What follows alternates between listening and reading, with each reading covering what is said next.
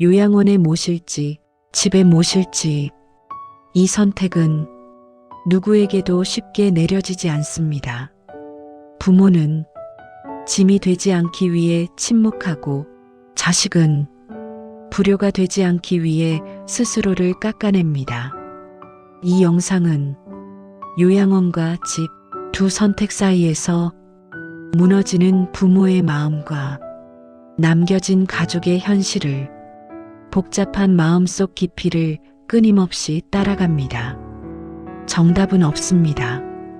하지만 이 이야기를 듣고 나면 당신의 선택은 조금 달라질 수 있습니다. 부모를 둔 사람이라면 언젠가 이 선택 앞에 설 사람이라면 반드시 한 번은 끝까지 들어보시길 바랍니다. 선택 앞에 선 날, 요양원이라는 말은 회의처럼 꺼내지지 않는다. 식탁 위에서 국 끓는 소리 사이에서 뉴스 소리 틈에서 아주 아무렇지 않게 흘러나온다. 요즘 그런데도 괜찮다더라. 그 말 한마디에 숟가락을 들고 있던 손이 잠깐 멈춘다. 아무도 그 멈춤을 말로 하지 않는다. 나는 그날 아무 말도 하지 않았다. 괜히 서운한 티를 내면 내가 더 초라해질 것 같아서. 사실은 이미 알고 있었다. 이 집에서의 시간이 길지 않다는 걸. 자식은 부모가 늙어가는 걸 하루아침에 깨닫지 않는다. 하지만 부모는 안다. 자식이 힘들어졌다는 걸 부모는 제일 먼저 안다. 그날 밤 화장실을 가다 불을 켜지 못해 벽을 더듬었다. 그 순간 이 생각이 들었다. 이게 시작이구나. 집은 나를 설명하지 않아도 되는 곳이다. 여기서는 내가 왜 늦게 일어나는지, 왜 말수가 줄었는지 아무도 묻지 않는다. 그냥 그런 사람으로 받아준다. 요양원은 항상 친절하다. 하지만 그 친절은 나를 모르는 데서 온다. 어르신이라는 호칭은 존중이 아니라 거리일 때가 많다. 나는 창문 여는 법을 알고 있다. 이 집에 햇빛이 들어오는 시간도 바람이 세게 부는 날도 이건 편의시설로는 대체할 수 없는 것이다. 자식에게 말하지 못한 이유가 있다. 집에 있고 싶다는 말은 내가 더 힘들어져도 괜찮다는 뜻처럼 들릴까 봐서다. 그래서 부모는 늘 한 박자 늦게 말한다. 요양원의 낮과 밤, 요양원의 하루는 정확하다.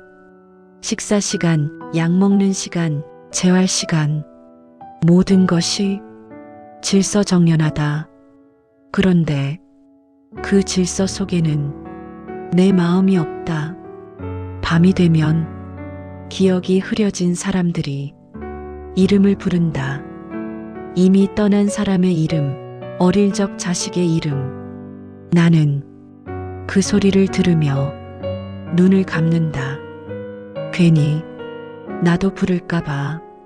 여기서는 울어도 민폐가 되지 않는다. 그게 더 슬프다. 가끔 자식이 온다. 웃고 괜찮은 척하고 사진을 찍는다. 그리고 돌아간다. 그날 밤 나는 오래 깨어 있다. 남겨진 가족의 붕괴. 집에 모셨을 때 사람들은 말한다. 그래도 집이 낫지.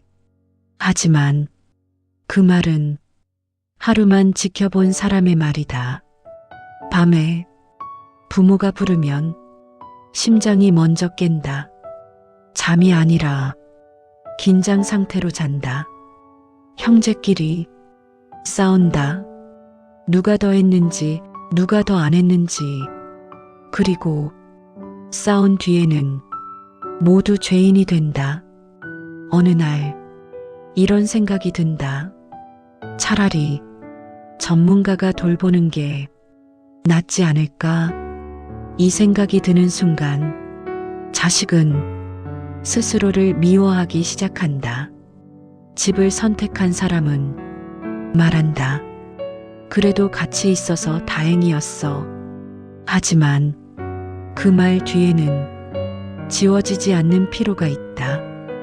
요양원을 선택한 사람은 말한다.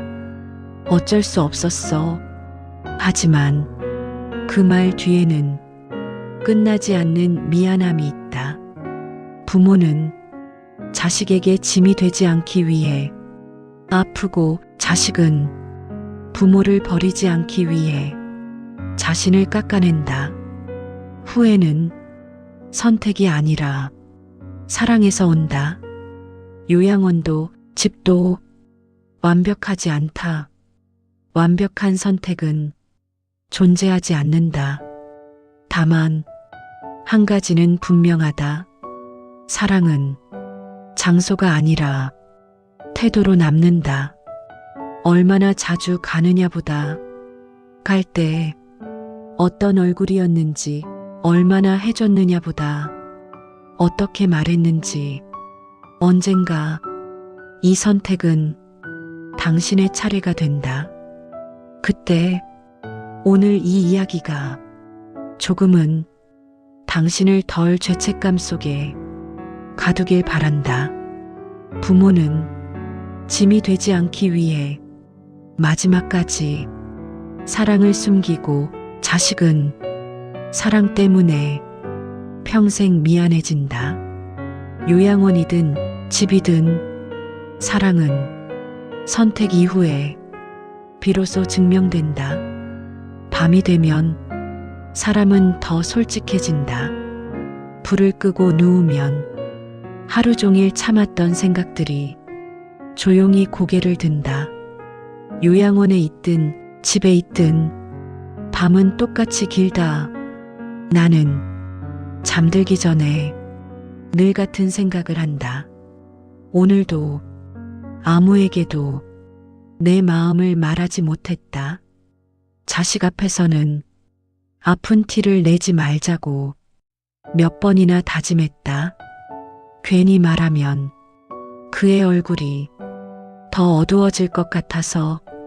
그래서 웃었다. 괜찮다고 했다. 하지만 사람은 웃으면서도 무너질 수 있다는 걸 나는 나중에 알았다. 부모가 괜찮다고 말할 때마다 우리는 안도했다. 그 말을 믿고 싶었다. 믿지 않으면 우리가 너무 나쁜 사람이 되는 것 같아서. 그래서 더 깊이 묻지 않았다. 그게 가장 쉬운 선택이었으니까. 후회는 항상 조용히 온다. 크게 울지도 않고 소리치지도 않는다. 그저 어느 날 문득 이렇게 말한다. 그때 조금만 더 앉아 있을걸. 조금만 더 들어줄걸. 조금만 더 자주 갈걸. 이 조금들이 사람을 평생 붙잡는다. 요양원 침대에 누워 천장을 보면 이상하게 집 생각이 난다. 불편했던 그 집, 춥고 더웠던 그 집, 그 집이 그리울 줄은 몰랐다. 여기서는 아무도 내가 어떤 사람이었는지 묻지 않는다. 그게 편하면서도 너무 슬프다. 집에 돌아오면 괜히 부모 방 문을 연다. 이미 아무도 없는데도 그 방에는 아직 시간이 멈춰 있다. 우리는 그 시간을 정리하지 못한 채 살아간다. 부모는 끝까지 말하지 않는다. 외롭다는 말 대신 괜찮다를 남기고 무섭다는 말 대신 걱정 마라를 남긴다. 자식은 끝까지 묻지 않는다. 혹시라도 대답이 돌아올까봐 그 대답을 감당할 자신이 없어서 가장 아픈 진실, 사랑하는 사이라서 서로를 속이게 된다. 상대가 버틸 거라 믿고 내가 버텨야 한다고 생각하면서 그렇게 모두가 조금씩 망가진다. 어느 날 전화가 울린다. 평소보다 조금 이른 시간, 그 순간 사람은 직감한다.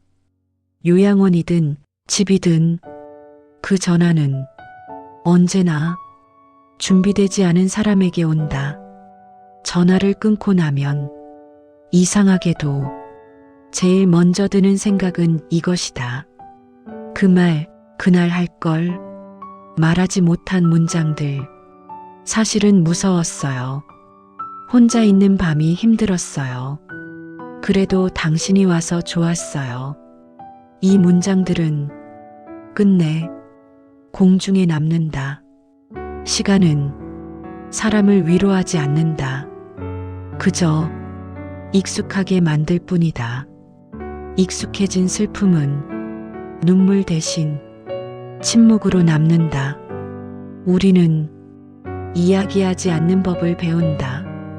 그게 어른이 되는 거라고 착각하면서 요양원이든 집이든 어떤 선택이 옳았는지는 아무도 모른다.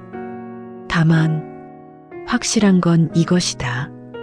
부모는 끝까지 자식을 걱정하다가 떠나고 자식은 끝까지 부모를 이해하지 못했다고 자책하며 산다.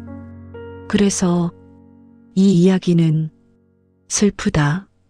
누가 잘못해서가 아니라 모두가 사랑했기 때문에.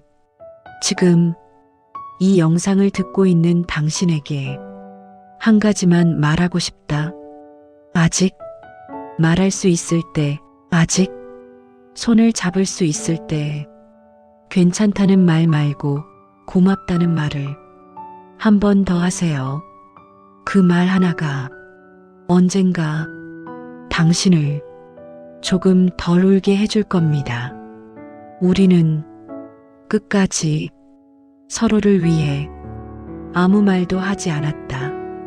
그래서 이 사랑은 조용히 아프다. 집에 모실까, 요양원에 보낼까, 이 선택이 평생을 남긴다.